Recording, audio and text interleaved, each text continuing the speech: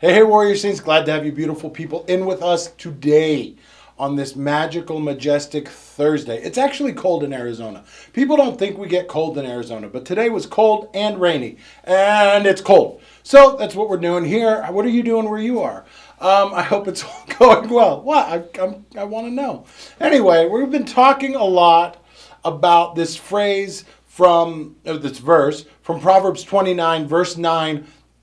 If a wise man has an argument with a fool, the fool only rages and laughs, and there is no quiet. And we've been using it to set the stage to talk about persistent donkeys and arguments with donkeys and people that are just thick-headed, stubborn. They aren't going to shift. They aren't going to change.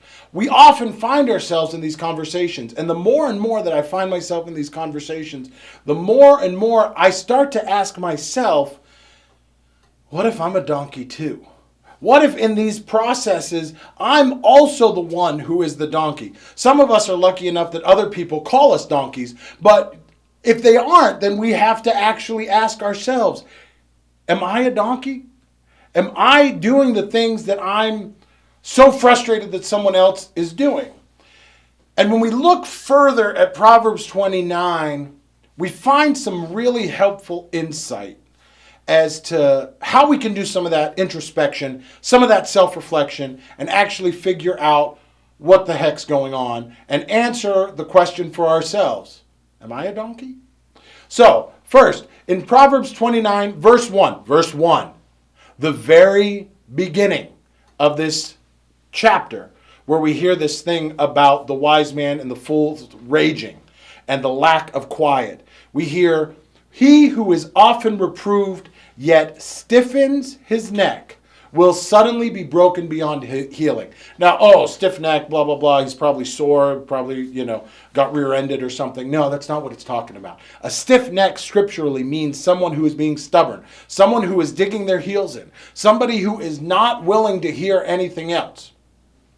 So step one in making sure that we are not donkeys is making sure that we ourselves are not just acting with this stiff neck, because the phraseology is fascinating. He will suddenly be broken beyond healing.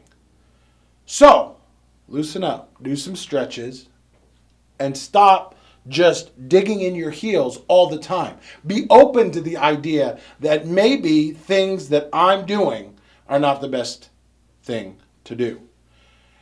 The next step we hear in verse 8, just before we hear about the fool's raging.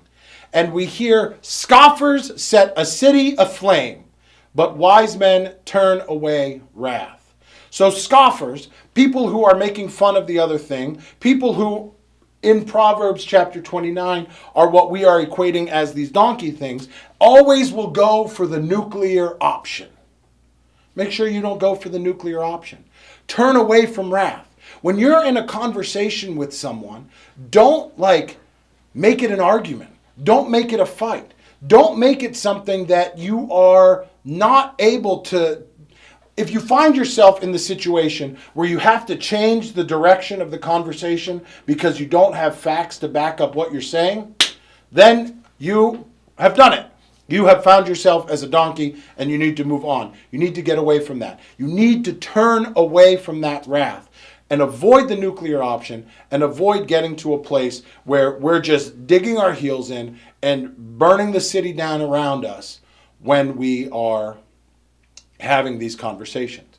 So all of this is difficult, as we know. All of this is stuff that is not coming naturally to us. If it came naturally to us, then the book of Proverbs would not have been written however long ago that the book of Proverbs was written, telling us not to do these things. But this is part of our human nature. This is part of who we are. And fighting against that and moving beyond that is not easy, and it takes work.